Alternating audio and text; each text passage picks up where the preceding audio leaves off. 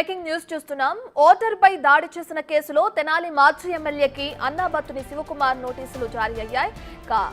ఈ కేసులో ఆయనకు కోర్టు నోటీసులు పంపింది. ఇప్పటికే కేసులో సీఏ సస్పెండ్ అయ్యారు. ఎన్నికల్లో ఓటు వేసే సమయంలో క్యూ పాటించలేదని ప్రశ్నించినందుకు ఓటర్ సుధాకర్ పై దాడి చేశారు అన్నాబత్తుని శివకుమార్. ఆయన చెంప మీద కొట్టారు. తనను అన్యాయంగా కొట్టిన వైసీపీ మాజీ ఎమ్మెల్యేను వదిలేది లేదని ఓటర్ సుధాకర్ అన్నారు. ఆయనపై మరిన్ని సెక్షన్లు నమోదు చేయాలని డిమాండ్ చేస్తున్నారు.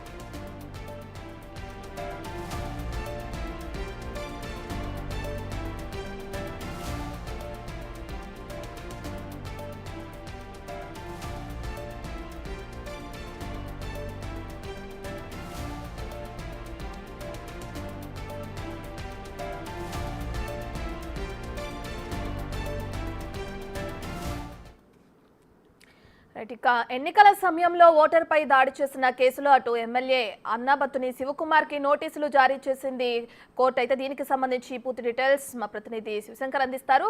రైట్ శివశంకర్, ఇప్పుడు నోటీసులు జారీ అయిన క్రమంలో నెక్స్ట్ తదుపరి విచారణ ఏ విధంగా ఉండనుంది? ఎన్నికల సమయంలో తెనాలిలో జరుగుతున్నటువంటి ఓటర్ ఎన్నికల ప్రక్రియలో భాగంగా ఓటు వేయడానికి వచ్చినటువంటి సుధాకర్ అనే వ్యక్తి పైన అప్పుడు ఉన్నటువంటి తెనాలి ఎమ్మెల్యేగా ఉన్నటువంటి మాజీ ఎమ్మెల్యే అన్నాబత్తుల శ్రీనివాస్ దాడి చేయడం జరిగింది. అయితే అక్కడ తనకు సంబంధించినటువంటి వీడియోలు తీయడం నేపథ్యంలోనే తాను దాడి చేశాననే విధంగా కూడా అప్పుడు వివరణ ఇవ్వడం జరిగింది. అయితే దానికి సంబంధించిన అంశంలో ఓటర్ గా ఉన్నటువంటి ఎవరైతే బాధితుడు ఉన్నాడో అతను ఈ కేసుకు సంబంధించినటువంటి అంశం పైన తర్వాత పోలీసులు కూడా ఫిర్యాదు చేయడం జరిగింది. పోలీసులు అయితే ఆ సమయంలో కొంత చర్యలు సరిగ్గా తీసుకోలేదనే విధంగా కూడా సుధాకర్ అయితే చెప్తున్నటువంటి పరిస్థితులు ఉన్నాయి. కాకపోతే ప్రస్తుతానికి ఈ కేసుకు సంబంధించినటువంటి అంశంలో కోర్టు నోటీసులు అయితే ప్రస్తుతం అన్నాబత్తుల శ్రీనివాస్ కి ప్రస్తుతం అయితే నోటీసులు అయితే ఇవ్వడం జరిగింది. అన్నాబత్తుల శివకుమార్ కి ప్రస్తుతం నోటీసులు అయితే ఇవ్వడం జరిగింది.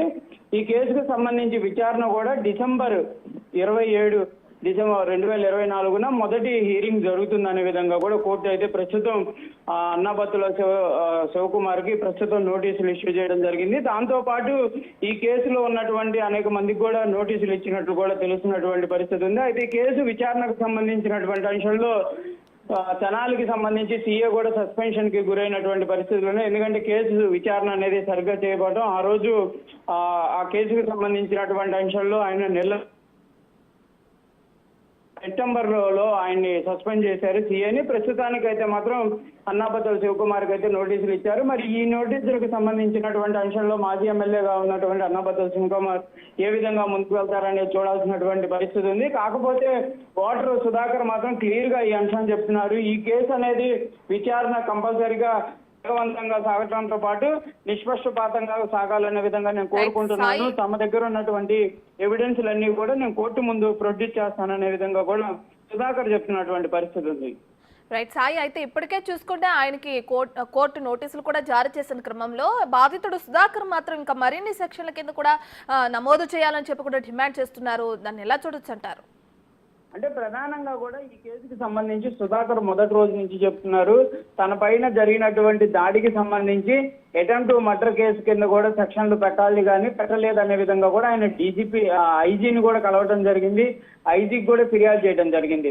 ఆ సెక్షన్లన్నీ కూడా యాడ్ చేసి కేసును విచారణ చేపట్టాలనే విధంగా కోరినప్పటికీ ప్రస్తుతానికి కూడా ఈ సెక్షన్లు ఏవి కూడా అంటే అటెంప్ట్ టు మర్డర్ కేసుకు సంబంధించి కానీ తన పైన దాడి జరిగినటువంటి సమయంలో ఉన్నటువంటి ఎమ్మెల్యే తోటి మరికొంతమంది పైన కూడా సెక్షన్లు పెట్టాలనే విధంగా కోరుతున్నప్పటికీ ఇంకా సెక్షన్లు అనేది నమోదు అవ్వట్లేదు అనే విధంగా కూడా ఈ రోజు విక్టిమ్తో కూడా ఆయన చెప్పడం జరిగింది. అయితే ఈ కేసుకు సంబంధించినటువంటి అంశంలో కోర్టు ద్వారా ఇప్పుడు కోర్టుకు వెళ్ళింది కాబట్టి కంపల్సరీగా తన దగ్గర ఉన్నటువంటి ఎవిడెన్స్లన్నీ కూడా కోర్టు ముందు పెడతాను.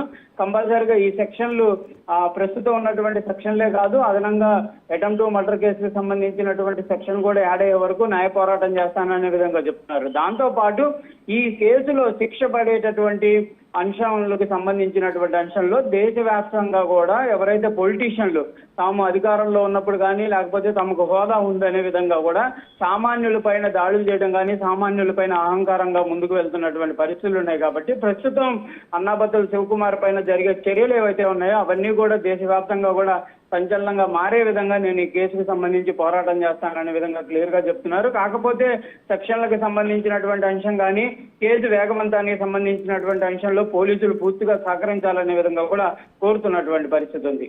Right, thank you Sai Shankar.